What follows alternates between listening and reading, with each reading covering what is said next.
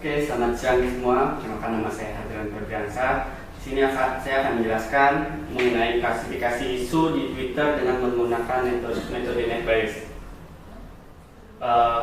Perkembangan media sosial ini membawa kemajuan dalam penyebaran isu, terutama di media Twitter. Rancangan aplikasi ini menggunakan metode kuantitatif, yaitu memonitor percakapan yang terjadi di sosial media. Kemudian hasil isu yang didapat akan diklasifikasikan menjadi beberapa kategori sesuai dengan lokasi dan kebutuhan. Metode NetBias digunakan dalam perancangan ini sebagai sistem guna mengklasifikasikan isu yang didapat menjadi beberapa kategori yang telah ditentukan. Terus perancangan sistem ini, penulis akan mengumpulkan hasil isu menjadi 10 kategori, di mana masing-masing kategori berdasarkan keyword tertentu. Penggunaan metode NetBias ini dimaksudkan agar penulis dapat mendapatkan isu-isu yang sedang ramai dibicarakan oleh netizen di media sosial, terutama di Twitter. Adapun rumusan masalah penelitian ini bagian berikut. Yang pertama adalah bagaimana proses pengambilan data pesan atau tweet yang terjadi di sosial media Twitter. Yang kedua adalah bagaimana mengklasifikasikan isu yang sedang ramai dibicarakan dari media sosial Twitter. Adapun batasan masalah pada penelitian ini, yang pertama adalah dataset yang digunakan berasal dari tweet yang mengandung bahasa Indonesia. Yang kedua, metode proses klasifikasi yang menggunakan metode NetBias. Dan yang ketiga adalah tweet yang diklasifikasikan diharapkan berupa tweet yang mengandung isu atau permasalahan. Adapun tujuan dari penelitian ini adalah berdasarkan permasalahan di atas. Tujuan dari proposal ini adalah membangun suatu sistem isu pada tweet di jejaring media sosial Twitter menggunakan metode NetBias, sehingga dapat membantu pemerintah untuk mengetahui isu apa saja yang sedang hangat dibicarakan di Twitter. Adapun manfaat dari penelitian ini, yang pertama, manfaat bagi pemerintah dalam mengambil keputusan untuk menyelesaikan masalah secara tepat dan tepat sasaran.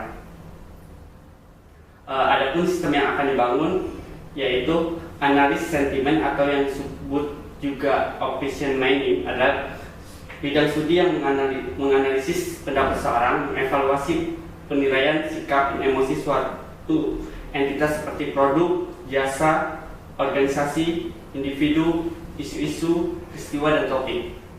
Fokus utama dari analisis sentimen adalah untuk menyatakan mana dua yang termasuk opini positif dan yang mana opini negatif. Salah satu contoh dapat pengambilan analisis sentimen adalah ketika suatu perusahaan mengeluarkan suatu produk dan perusahaan tersebut menyediakan layanan untuk menerima opini dari konsumen mengenai produk tersebut. Analisis sentimen digunakan untuk mengumpulkan opini-opini positif dan negatif dari konsumen yang menggunakan produk tersebut, sehingga mempercepat dan mempermudah tugas perusahaan untuk meninjau kembali kekurangan produknya. Sistem yang akan dibangun berikut hasil dari capture di sosial media pada tanggal 13 sampai 16 Januari, di mana telah dikelompokkan 10 isu besar yang terjadi di Indonesia. Adapun metode penelitian yang dipakai, metode yang digunakan dalam penelitian ini adalah metode deskriptif, yaitu sebuah metode yang menggambarkan fakta-fakta yang informasi secara sistematik, faktual, dan akurat. Metode yang digunakan yang pertama metode pengumpulan data, di mana pengumpulan data ini terbagi menjadi beberapa. Yang pertama studi literatur, yaitu pengumpulan data dengan cara mengumpulkan referensi. Yang kedua observasi, dan yang pengumpulan data dengan mengadakan penelitian dan menjawab langsung terhadap permasalahan yang diambil.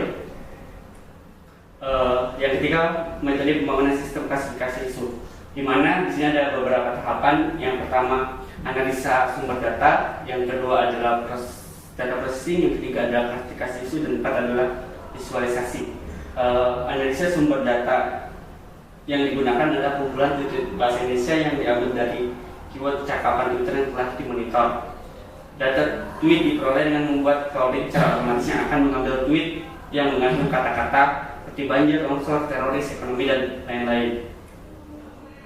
Tahapan data processing, pada tahapan ini tweet yang dikumpul akan diproses sehingga menghasilkan data yang struktur dan dapat mudah diolah. Yang ketiga adalah klasifikasi isu.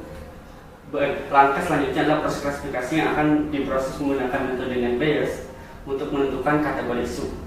Yang terhadap visualisasi. Visualisasi ini tahap klasifikasi yang akan menampilkan dalam bentuk diagram besar jumlah kategori yang akan dihasilkan. Demikianlah presentasi dari saya. Semoga bermanfaat.